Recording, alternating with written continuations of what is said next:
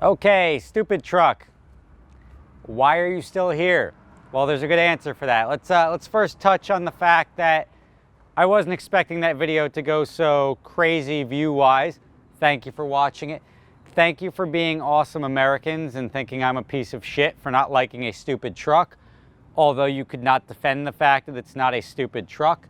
The platform of the F650 with a pickup bed, still stupid. I don't care what you say. I don't care what type of girly man you think I am, that I just can't handle such an awesome piece of machinery. This truck is not that truck. That truck right there, Peterbilt with an actual flatbed on it. That is what a commercial truck is supposed to be. This is supposed to be on the back of an F-150, 250, 350, a consumer truck, not a commercial grade truck. So you want to disagree with me? You're entitled to be wrong. Congratulations. It's my opinion, and apparently it was controversial enough that a lot of people passed it around and said, look at this asshole, or yeah, I agree, that's a pretty stupid truck. Even there was somebody pointed me over to like a truck forums, and they're like, he does make a lot of valid points, but we still like trucks. Anyway, stupid truck, why is it still here? This gives me a great opportunity to explain to you some consumer protections. Now everybody would, or not everybody, but some people said, why would you buy such a stupid truck if you think it's stupid? The answer is because I have an exotic car rental business, and that business required a truck of this nature for 3 days. And if you can't borrow one, or not even borrow one, you have to essentially buy it. So that is why I bought it. I bought this stupid truck because I needed it. I'm not going to call it stupid anymore. I bought this truck because I needed it, and we used it for the event that we bought it for. And then it was time to sell it. And before I sold it, I decided to make a video about it. Now, why do I still have it? That's the big question. That's the reason for this video. The reason is because I bought it from a dealer who had less than savory business practices and apparently juggled some money, whatever.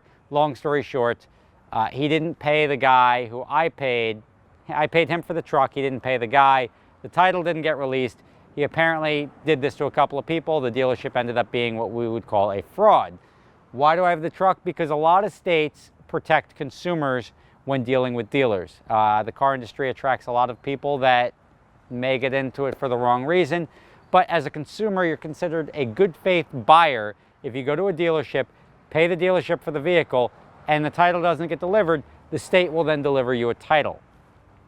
My situation is a little bit more complicated because for some reason the dealer accepted a credit card and I was able to charge the credit card back. So now I'm not out the money for this truck yet, just the money I put into fixing it, repairing it, getting it here, etc. I'm waiting for the time to elapse where the guy can't charge the truck back anymore, and then we'll give the truck back to the guy who consigned it with the dealership.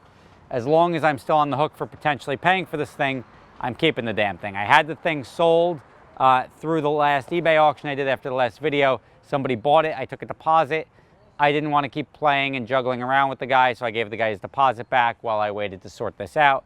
And eventually I'll have it sorted out. But the main thing to keep in mind, if you buy a vehicle from a dealer, I'm not talking about an individual. An individual, you don't have this protection. But if you buy a vehicle from a dealer, you do have the protection that you can go out and get a title delivered to you from the state if you do pay the dealership for the vehicle, the agreed upon price, and it would likely have to be fair market price on the vehicle at the time. If you go buy a vehicle from a dealer for half of what it's worth and then try to pretend to be a good faith buyer, you should have reasonable suspicion that there's something going on, that the title doesn't necessarily have to be delivered. So that's something to keep in mind. I stand by my story. Stupid truck, that's why it's still here. I'd like it out of my life. Probably another month and a half before that happens.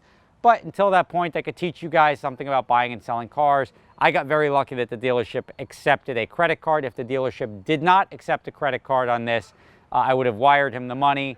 And by wiring the money, I would be out the money, waiting for the title and have to have it reissued, a new title, through the state of Wisconsin, which is where I bought it from.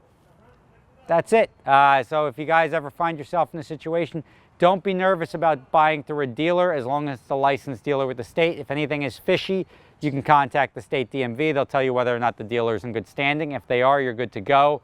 If you buy from an individual, that protection doesn't exist. Thank you for watching. That's why this stupid truck is still parked next to my building. I will catch you next time.